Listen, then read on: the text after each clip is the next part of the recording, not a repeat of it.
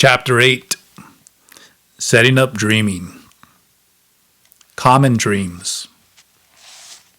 Western mentality tends to think of dreams as an illusory reality, or as not reality at all.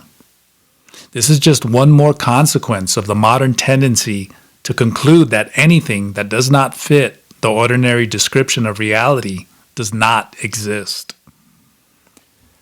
Therefore, dream experiences such as flying, conversion into strange beings, or talking to animals must necessarily be discounted as being unreal. The most that science has been able to do in giving meaning to dreams has been in the realm of psychoanalytic theory, with roots in the work of Sigmund Freud in the late 19th and early 20th centuries. One of the principal aspects of this theory refers precisely to the interpretation of dreams. Leaving aside all corollaries of the second, third, and fourth levels with their Oedipus complex, phallic obsessions, and the rest, in its most basic form, the theory states that dreams are more or less symbolic expressions of a person's repressed desires, fears, and anxieties. This symbolism, which has its roots in objects of fear or desire, is not often expressed directly in dreams, but rather through images that at first glance may appear to have nothing to do with the mentioned objects. Thus, an oppressive, authoritarian father figure could appear in a dream as an enormous tree trunk that falls over on the dreamer, or a woman, desired by a man, could appear to him as a wild horse that eludes all attempts at capture. Although most people remain ignorant of Freudian theory and its possibilities for interpreting the meaning of dreams, its basic proposition is applicable, in general terms, to the majority of people in modern society.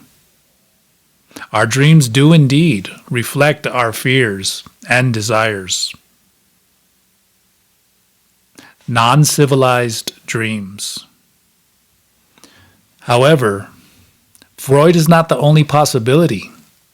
An examination of other cultures, both past and present, reveals that the conclusions of this theory, like psychoanalytical theory in general, are not universal. They are not applicable to all societies in all eras. For example, take the theme of sexual repression, which held a special interest for Freud.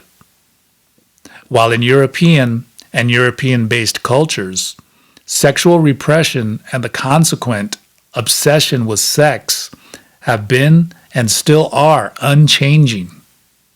In some other ethnic groups with their distinct cultural orientations, there are indications of a much more open and healthy attitude toward sexuality. Many examples abound, from the Bushmen of the Kalahari Desert to the Polynesians of Samoa. Also, it is easily demonstrated that not all human beings have the same type of dreams, that not all dreams are Freudian. My personal experience among the Huichol Indians, for example, has permitted me to observe the special interest they have in their dreams. It is very common to find a father asking his small son, who has barely learned to talk, "What did you dream, my son? Remember well, what did you dream?" In this way, the Huicholes begin very early to pay attention to their dreams, an ability that not only facilitates remembering them, but also gives their dreams a pragmatic significance in their lives. Significance completely outside any Freudian interpretations. Their dreams are messages, omens, indications, promises. For them, dreams are just as real as planting crops, constructing houses, having children, writing songs, or anything else in their lives. Dreams influence their decision making and their way of life. They find in them a feeling of continuity and a realm of volitive and pragmatic action that people of Western cultures cannot even imagine. This describes the dreaming life of the Huicholes in general. In the dream of a Maracame shaman, we will find even more surprising possibilities, very close to the experiences Castaneda relates. And, what is most incredible, the dream experience of the Huichol in the Freudian dream, and even the possibilities of dreams of the second attention or dreaming are in fact universal possibilities. So, if it is true that in our society we only know Freudian dreams, it is also true that they are not our only possibility. There exist other ways to dream, ways that open the door to unusual experiences, ways that lead to the second attention, power, and awareness of the other self. We can learn these other ways. We can learn to set up dreaming. Dreaming, the not doing of dreams. As related to us by Castaneda, one of the two great areas of practice, the other is stalking, among the warriors of the Nahual's party, involves working in the realm of dreams.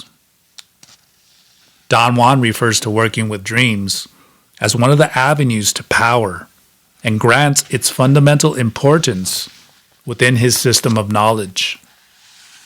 In his system, dreaming denotes a dream that is experienced without completely losing consciousness, and it begins the moment you realize you are dreaming. Besides referring to the art of dreaming as it is presented in the works of Castaneda, I will also mention some aspects that come into focus when we ourselves begin to practice.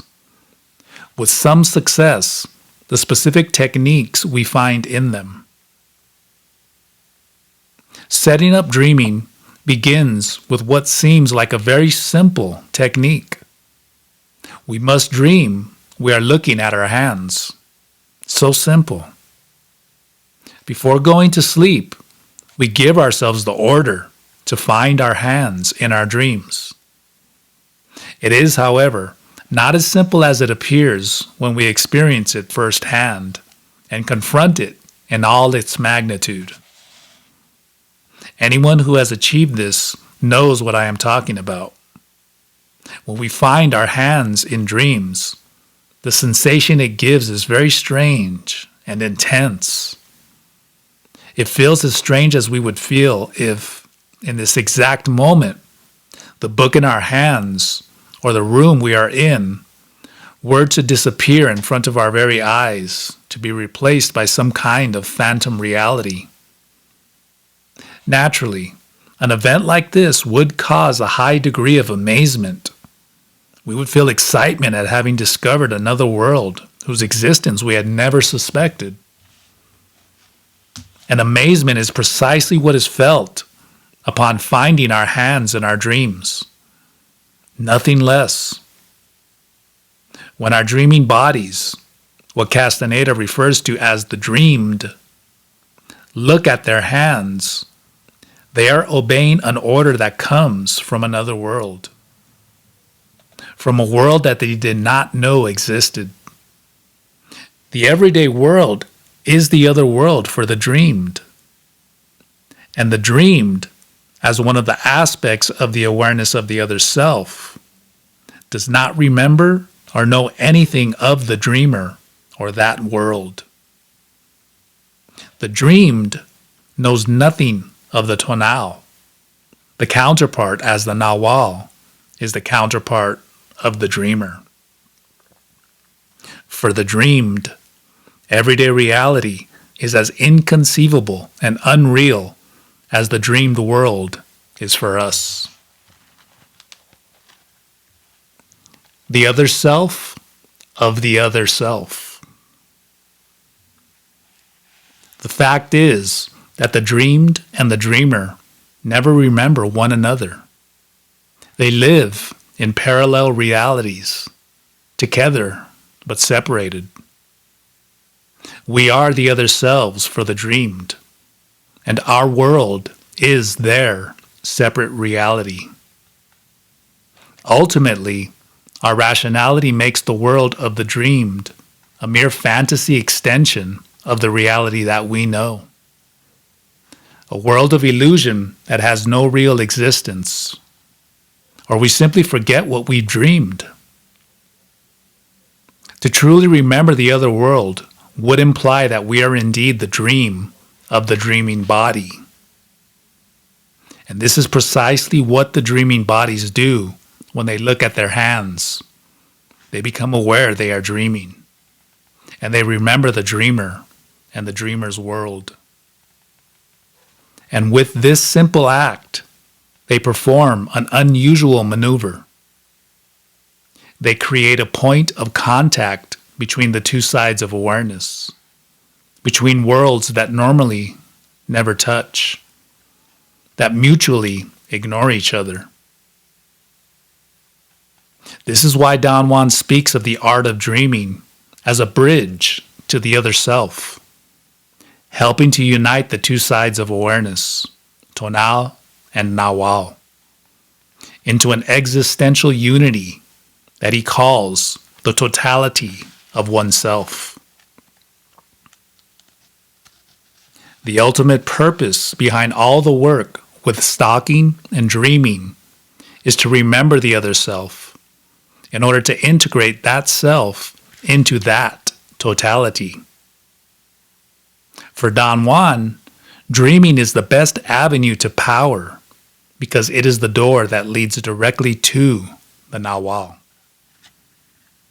returning us to the unknown and mysterious side of our awareness. Dreaming is the not doing of dreams, the reciprocal counterpart of not doing in the world of everyday affairs. Thus, as stalking allows us to move the assemblage point in order to remember the other self, dreaming permits the dreamed to move the assemblage point in order to remember the dreamer. Both forms of not doing represent the effort that each side of our awareness must make to remember its other self.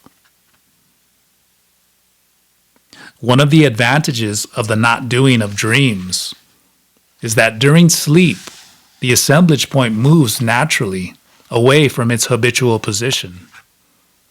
It loosens to the degree of not being so rooted to its unusual position, even in ordinary dreams, thus making it easier to move to new and unaccustomed positions. The ways in which we can use our dreaming practically have no limits. In my own experience, using techniques of dreaming has meant the possibility for action during the hours most people consider idle time, or at most, for resting.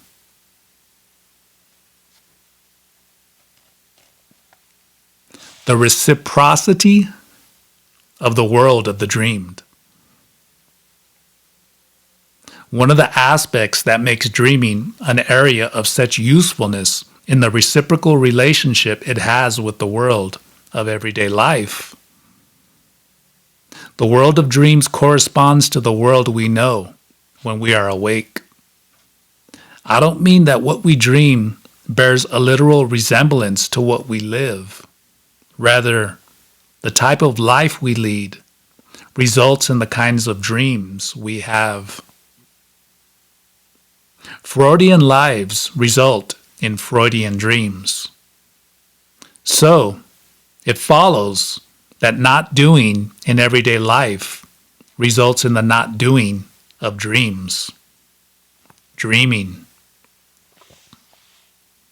What is incredible is how this reciprocity functions.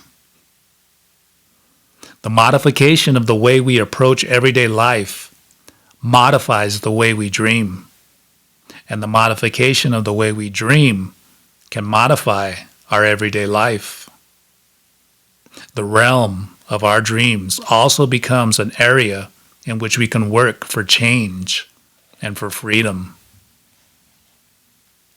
This means that we can change aspects of our daily life during dreams.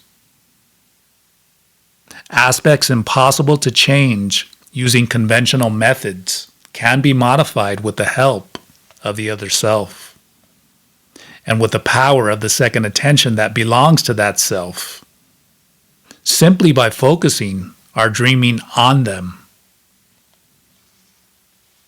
Finding non-ordinary solutions to problems and needs that appear insolvable becomes a concrete possibility when we put into play the power that comes from the Nawal side of our awareness. By dreaming, we can modify the course of events or discover new solutions to old problems. Remember that true creativity comes from the left side of awareness.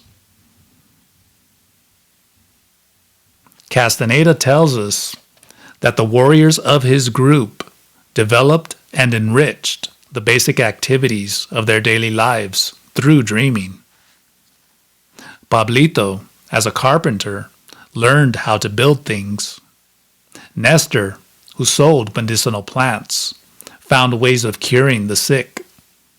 And Benigno, who had an oracle, found solutions for people's problems. Thus, persons with tasks that they consider to be truly their own will find in dreaming fertile soil for the harvesting of secrets that will enrich them. Finding lost objects or missing persons, curing illnesses, or deciding on a course of action are a few examples of what can be achieved through the not doing of normal dreaming. To say nothing of the fun and marvel of witnessing incredible worlds through the vehicle of the dreaming body. In dreaming, it is possible to focus on things of this world as well as of the other. A hidden treasure in the other self. When we achieve a state of controlled awareness during dreaming, we not only endow our dreaming body with the possibility of acting deliberately and pragmatically, but also our everyday self begins to see life and itself from a new perspective. I would like to add, by way of example, a commentary about my first experience with finding my hands in my dreams. I was studying for a career in anthropology at the time, spurred on by having read the books by Castaneda. I spent some time trying to remember to look for my hands while dreaming, but without success. One night, however, I had a dream that at first didn't seem to be anything special. I found myself on the roof of an enormous castle. There was a door that opened onto a winding spiral staircase, descending down through the tower. I entered and began to descend. Everything, walls and steps, was made of dark gray stone. There was very little light. I kept descending, spurred on by a curiosity that became more and more urgent. There were no windows to permit me to see beyond the thick, curving walls. Down and down I went, endlessly it seemed, until I had the feeling I was far below ground level of the castle, in the basement level, or maybe lower. My sensation of urgency became a certainty. I knew that down there below, if I arrived, Something completely new and unknown was waiting for me. Something that would have a great impact on my life. Finally, I arrived at the bottom. I opened a heavy door and found myself in a completely empty stone room with enormous windows on the opposite wall and the side walls. These consisted of rectangular openings in the thick walls, without glass or window frames, and their size was such that they took up the greater part of the wall. Through these 3 large windows, the only things visible were the sea, the horizon, and the blue sky. The turquoise blue of the sea produced in me a deep sense of melancholy. I felt incomplete. Something was missing in my life, and whatever it was lay out there in that deep blue. It was like the call of a world that I had not seen but could intuit. I felt this very clearly, and this clarity was yearning and melancholy. Tears ran down my face, and I realized suddenly, I'm dreaming. This is a dream. My hands. I have to look at my hands. I tried to lift my hands, and they seemed very heavy. Through great effort, I managed to lift them. And then I remembered the other world, the man who was sleeping. The dream image began to change. The sensation that something unusual was about to occur overwhelmed me. The whole scene around me, which until then had appeared natural, suddenly became strange and ghost-like. I knew the walls and the whole scene would vanish at any moment, that their existence depended on my will to keep them there, although I did not know how to do it. I saw the walls tremble, as though they were an image from a movie projector. I returned to my hands and found the fingers disappearing momentarily. After a moment, I decided to take action and make use of the situation, occupying myself with a matter of some importance in my life. I woke up the next day and began my daily activities. The sadness and melancholy of my dream were still with me. Only, this sadness contained at the very bottom a flavor of secret happiness. It was like having a treasure. I had discovered a new world. A world in which to look and act, in which I could find secrets, and from which I could reap benefits. What mysteries did it offer? Did it have limits? Late afternoon found me in the classroom at the School of Anthropology. They were discussing sociological and anthropological theories, and I, normally an active student, saw everything as from a distance. The world of intellectual discussions and self-importance seemed to me so barren. What did they know of my dream? Of what importance was all this in comparison to the excitement of discovering a new world?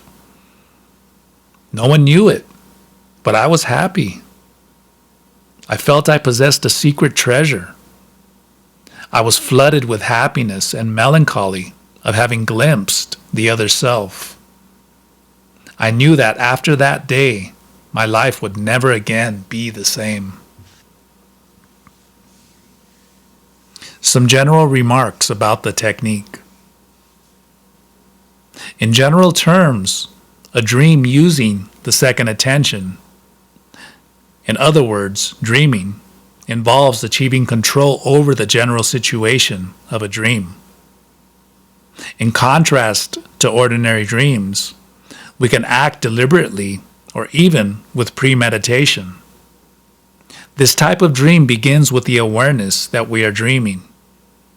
Realizing we are living a dream incorporates into the experience an extraordinary awareness that permits the dreamer to use that dream pragmatically. Dreaming requires a special form of attention, known as the second attention, a term referring to the generally unknown capacity of awareness to give order to the reality encountered beyond the ordinary description of the world. The first attention aids in putting in order and sustaining perception of right side awareness. The second attention gives order to the perception of left side awareness, which takes place in dreaming. The second attention, since it is not something familiar, must be learned and developed. In the case of dreams, this means developing the ability to sustain the vision of the dream, giving it continuity and congruence it normally lacks. Not doing while dreaming entails learning to perceive as we do naturally in our everyday world. While the problem in daily life is learning to transform a reality we generally regard as fixed and immutable, in dreaming, there is presented the opposite problem of sustaining a reality that normally is constantly changing. A special form of attention is required to maintain in focus the contents of a dream, and thus achieve a functional order amongst the chaos so characteristic of ordinary dreams. By this I mean we cannot stare fixedly at a dream image without it transforming into something else. It is interesting to note that left side awareness is like the reality in the mirror, reciprocal but opposite. In ordinary reality, we must strive to use peripheral vision to achieve inner silence and to perceive reality as a whole rather than as fragmented and contradictory.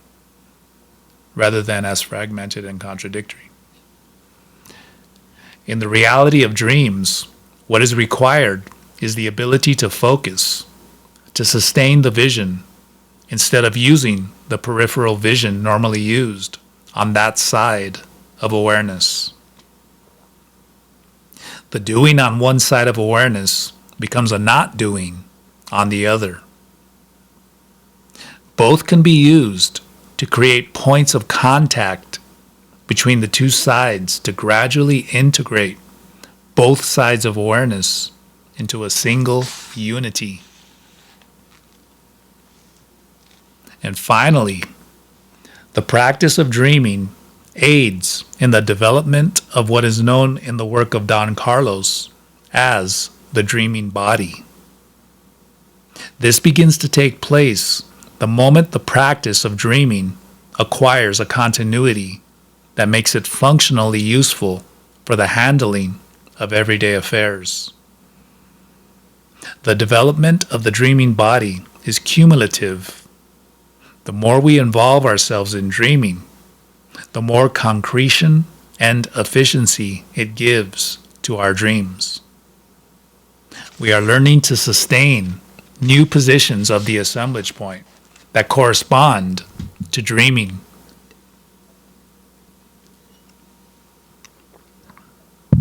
Techniques. Rather than a group of techniques for achieving dreaming, Castaneda's work puts forth a series of tasks to perform once dreaming awareness has been attained, although there are no specific steps for arriving at said awareness. This is natural, since this awareness has to do with an unaccustomed movement of the assemblage point. Any specific instructions may or may not be appropriate depending on our specific situation, our particular doings. First, I will present the different steps we must carry out in order to consolidate awareness of the dreaming body. Later, I will go into detail on the techniques, which in reality are aids to bring our awareness to remember the other self during dreaming. There really is no way to say how to do it. What happens is that in a given moment, our body simply does it. It remembers. 58. Finding your hands. Everything begins with remembering the other self. At a given moment, you, as the dreamed, simply remember to carry out some task, such as looking at your hands. The specific item chosen is not important. What matters is to give yourself the order while awake and carry it out while dreaming. As the dreamed remembers, you perceive the order coming from somewhere, and then you remember the other world. You remember the dreamer. From this point, dreaming begins, and all the tasks you must complete can now be carried out. Using the hands is often the best choice, since they are always there, and there will be no trouble finding them. But anything you find, any object, your feet, or any other part of the body can serve as well. The trick is to remember the order and carry it out. In spite of its seeming simplicity, the first step is usually the most difficult. In courses and conferences, I often encounter people who have practiced for years, giving themselves the order to find their hands, but without success. These people always ask me the same questions. What is happening? Why can't I find my hands? How do you do it? What happens is that in the world of dreaming, a reciprocal of the world of everyday life, the practice of not doing requires a loosening of structured doings. Thus, if you insist on maintaining the fixed and mechanically repetitive practice of doing in everyday life, it will be practically impossible to develop the necessary freedom to practice dreaming. The reverse is also true. Practicing the not doing of dreaming prepares you for not doing in ordinary life. Therefore, what is needed is coordinated effort on the part of both the dreamer and the dreamed in the practice of not doing. This was easily observed among those who shared in workshops in the field, especially those who stayed the most days. They simply started finding their hands in their dreams. There was a reason for this. During these workshops, the participants were removed from their world and daily activities, and instead were immersed day and night in the practice of not doing. From this observation, we derived a strategy for action. If you want to find your hands in your dreams, besides giving yourself the order to do so, you must also saturate your body with not doing during the day. The general procedure would consist of spending the whole day in activities that are totally out of the ordinary. Particularly effective results are obtained if these activities are in no way flattering to the ego, such as spending an entire weekend working close to people and performing actions that are completely opposed to your way of being, or carrying out tasks you don't like, tasks that require a great mental and physical effort, and at which you are particularly clumsy. If, as a result, you become the target of criticism by people around you, so much the better. Treating the ego in this way tends to shrink the tonal, and therefore is very useful in setting up dreaming.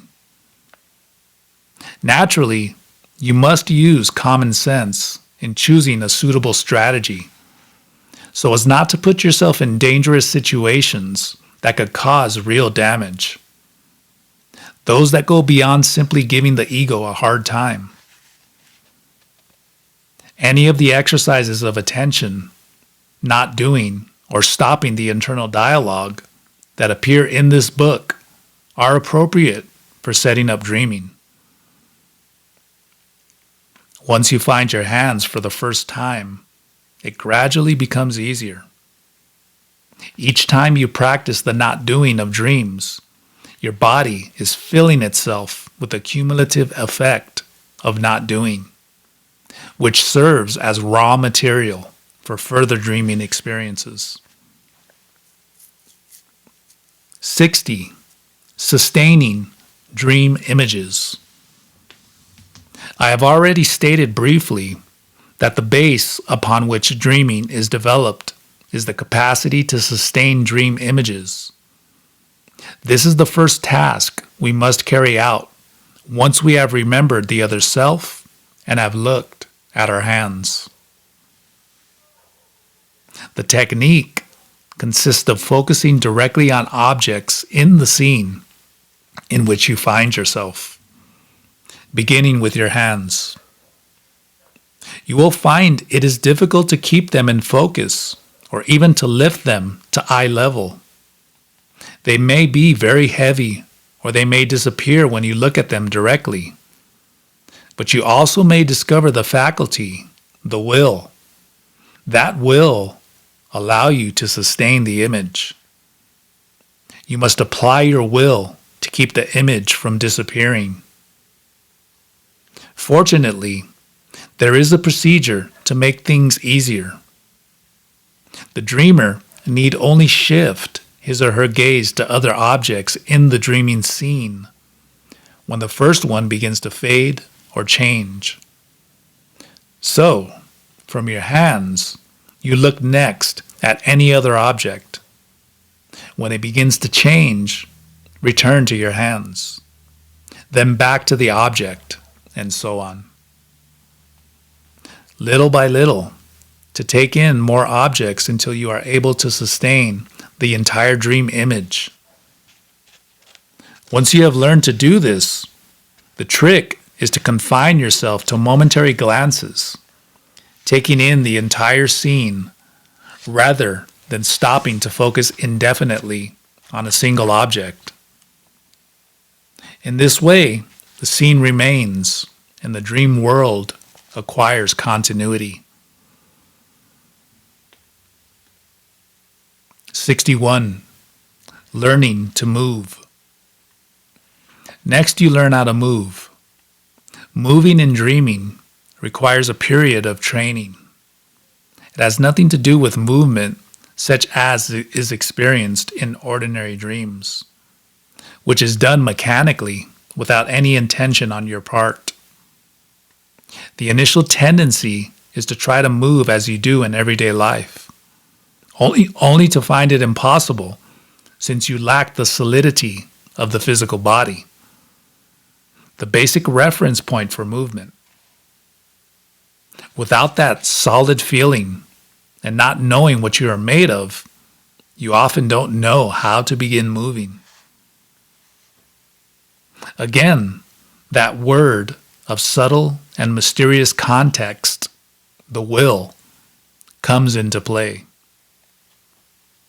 In dreaming, you use your will to move. The will has more to do with a feeling or a certainty than with thought.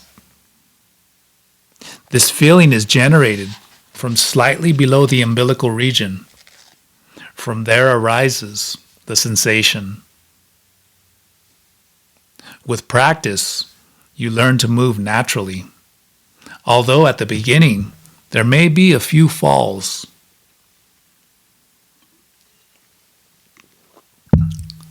62. Space and time. The next phase relates to controlling the coordinates, space and time of your trip, where the dream takes place, and in what specific moment.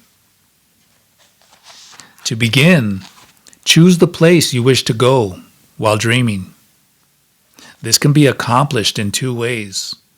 Either begin your dreaming in the chosen place, or starting from a dreaming state, then move to where you wish to be.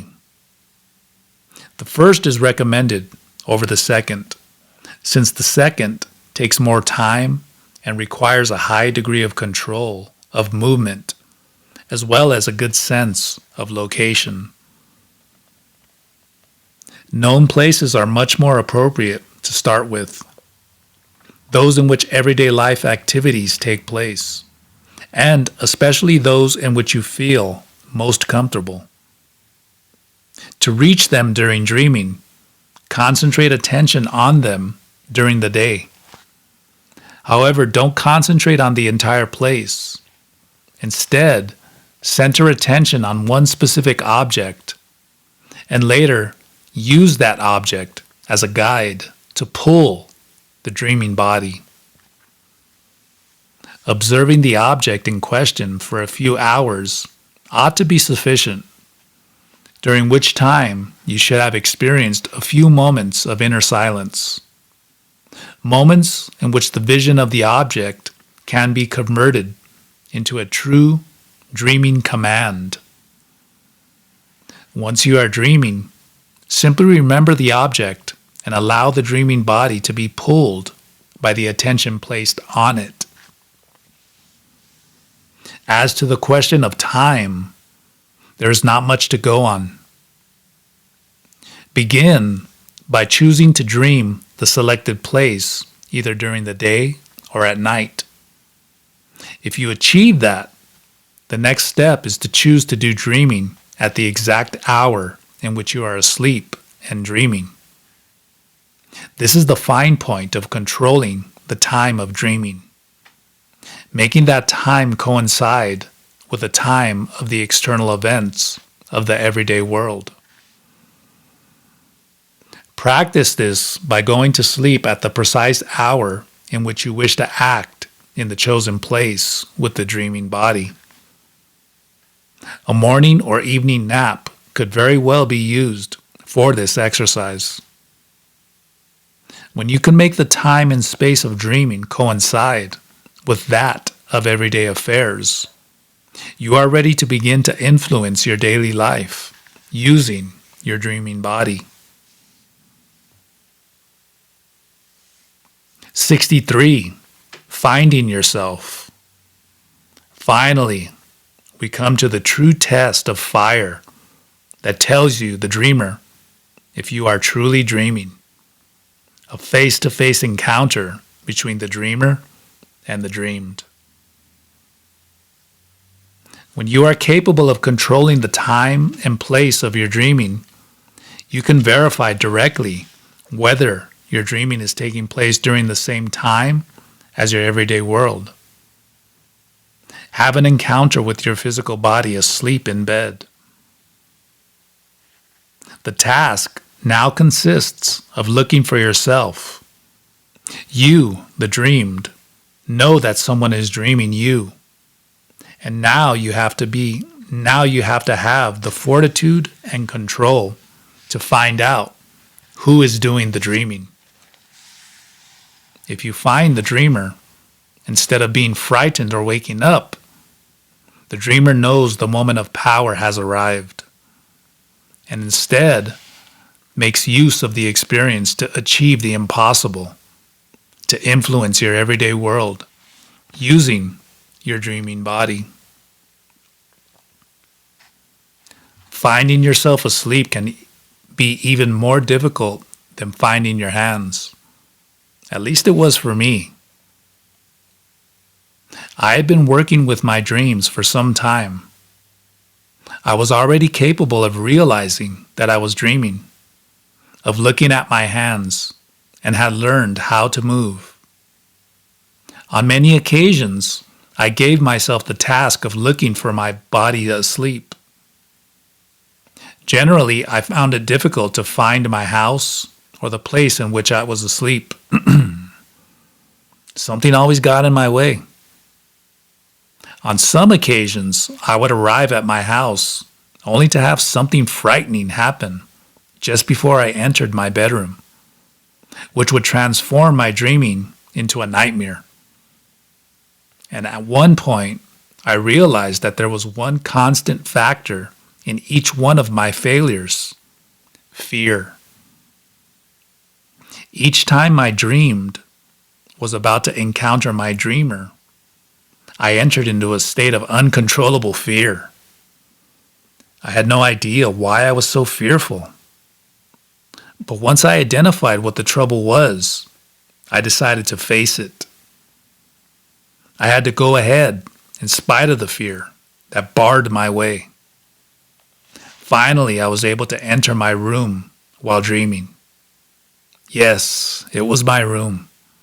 All my personal effects were there. All the details were in place. My companion was also there sleeping. And next to her, there was someone else. Me.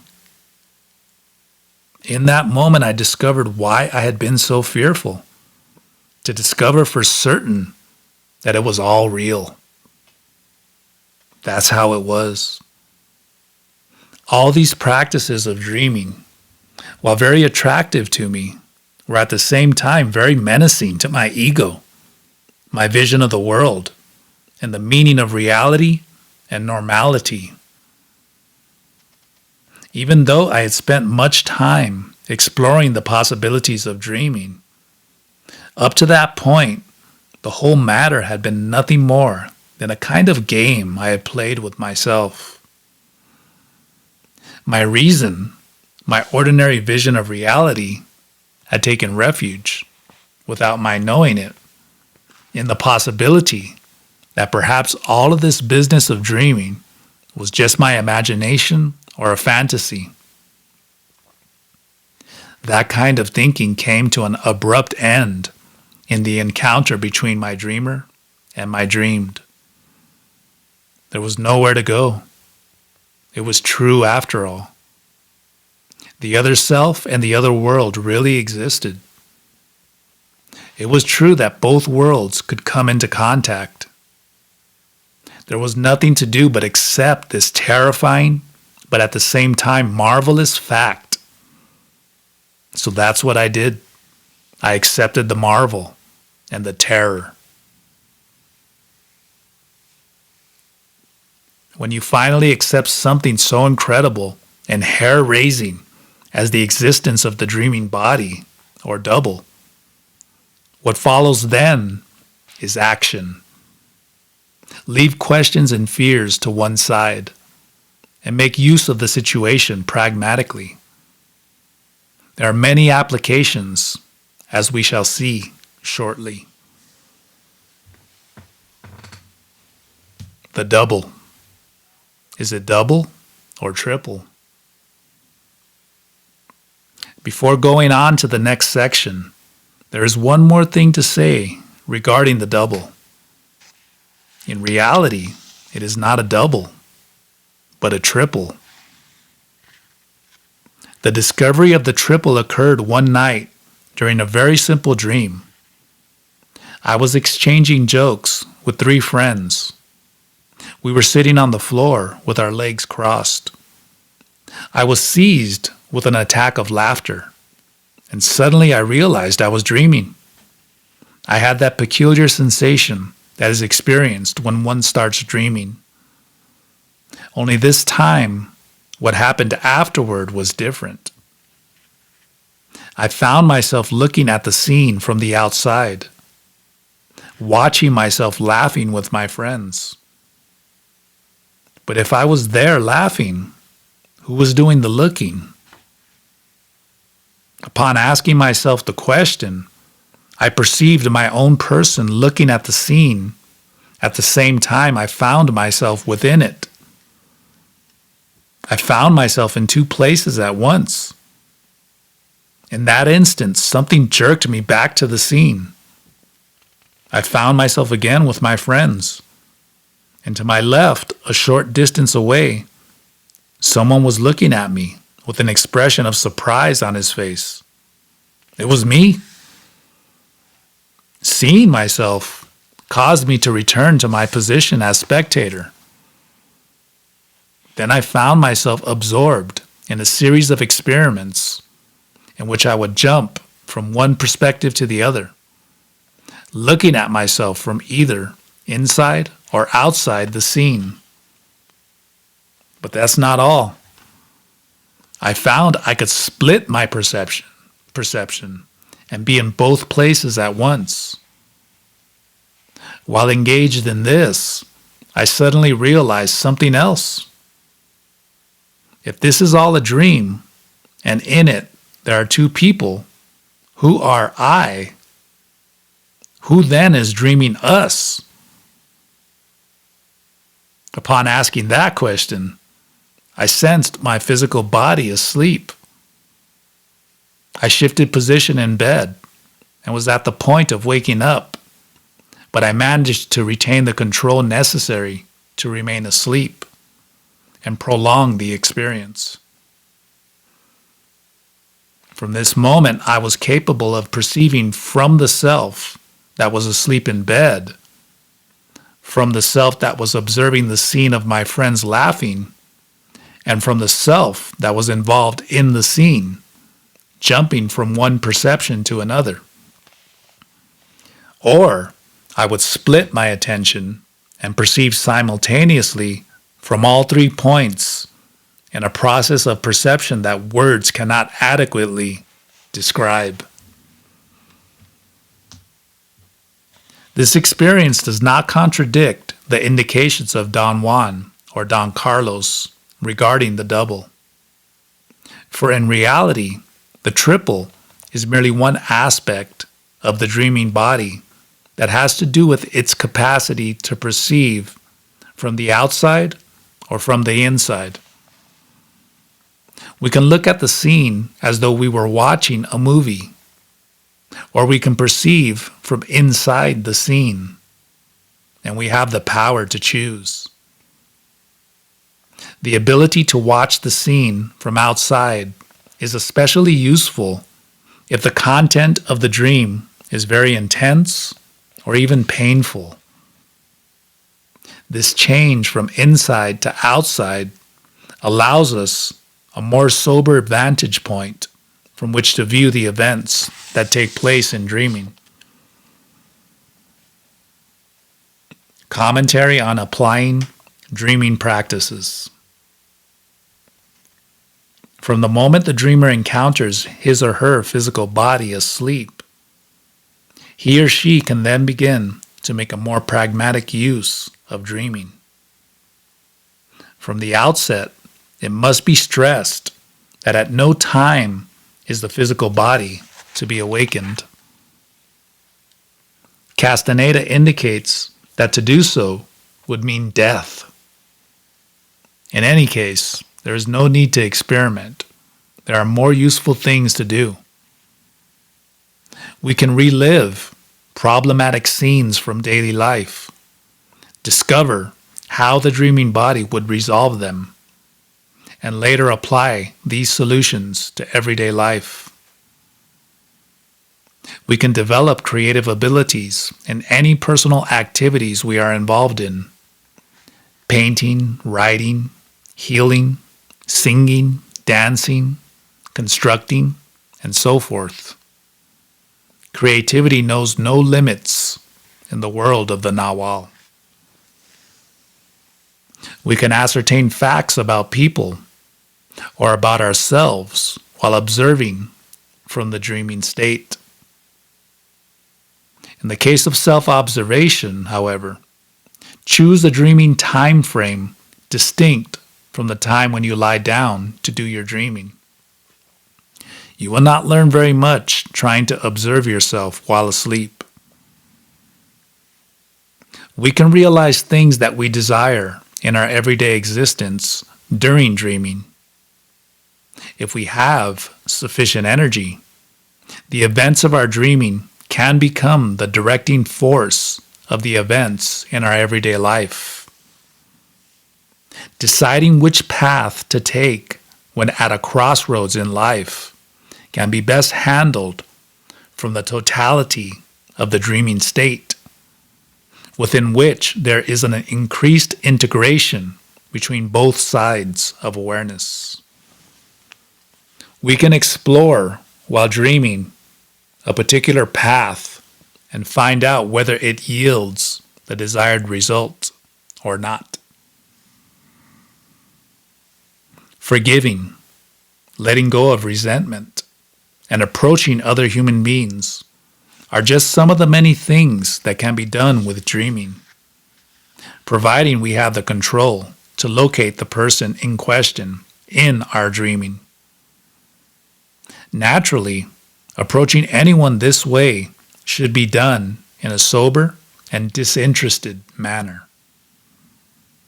Any desire to use this power to damage or abuse another would be highly self-destructive. It would not agree with the way of the warrior, who, unlike black magicians, can never look upon fellow human beings with intent of harming them, using them, or obtaining personal gratification. Sharing the dreaming experience with someone else requires that both persons should be able to control the time and place of their dreaming, should know each other well, and should be familiar to a high degree with one another's energy and tonality.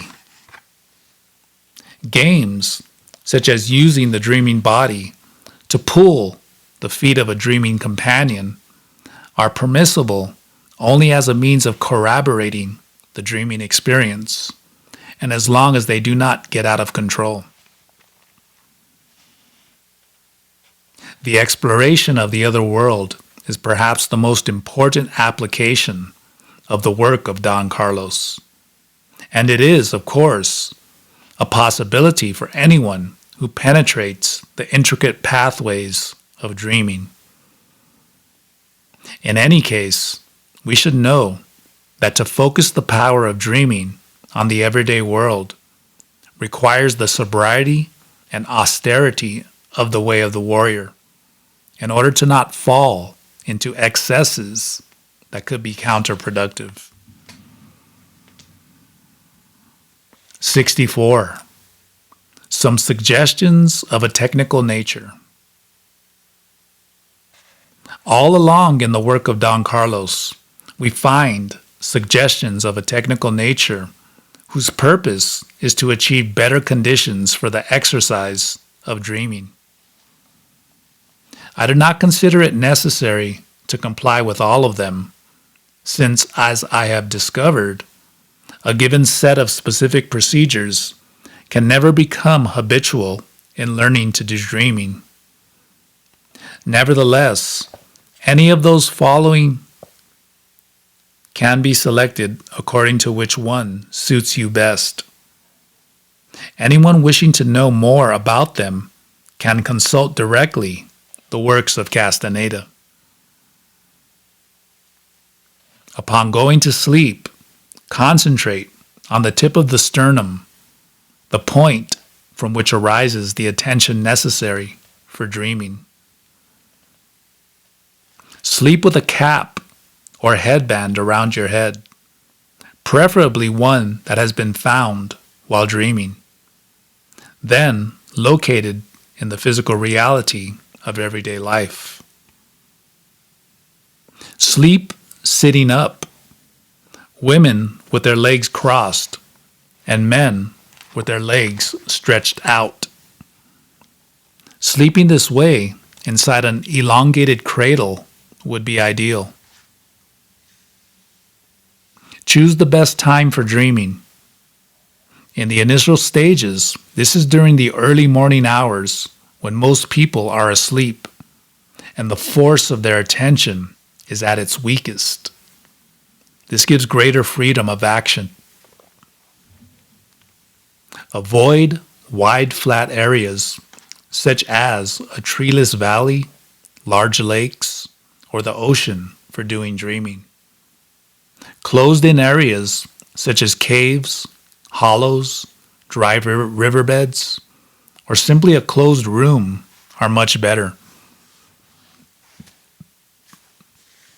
Fix your attention by practicing a ritual, or the monotonous repetition of words or movements, as long as they are devoid of any symbolic content, can be effective for concentrating the attention required for dreaming. Massage the calves of your legs, since this part of the body plays an important role in dreaming. 65. The observation of dreaming objects. One technique that merits closer examination is the observation of dreaming objects. This is useful in exercising the second attention, which is required to transform an ordinary dream into dreaming. Castaneda goes into this in detail in the second ring of power. It consists of the following elements. In a seated and relaxed position, focus your attention for hours on a specific object, all the while making an effort to maintain a state of inner silence. Later, during dreaming, try to find the object. Once it is found, proceed to influence said object from the dreaming state. The suggested steps for this are: 1. Observe a dry leaf. Get to know even the smallest details of a given leaf, to the point where, relying on memory alone, you are able to tell the difference between this dry leaf and any other. Do the exercise for several days, each day with a different leaf. During dreaming, try to find the observed leaf. 2. Gaze at a pile of dry leaves and trace spiral movements with one finger. Observe the detail of the figures and designs that form. Later, find these same designs in dreaming. 3. Make designs in the dry leaves while dreaming. Then look for these same designs to form themselves in the pile of leaves you are observing while awake. 4. Go on to observing other things such as small plants, trees, insects, rocks, rain, fog, and clouds in that order. This exercise is not only for acquiring the ability to find the observed object during dreaming, but also to cultivate the second attention. This makes it a very appropriate exercise to aid in finding your hands in dreaming. For a more detailed review of the specific techniques used in dreaming, as described by Don Carlos in his works, consult the glossary of techniques found at the end of this book.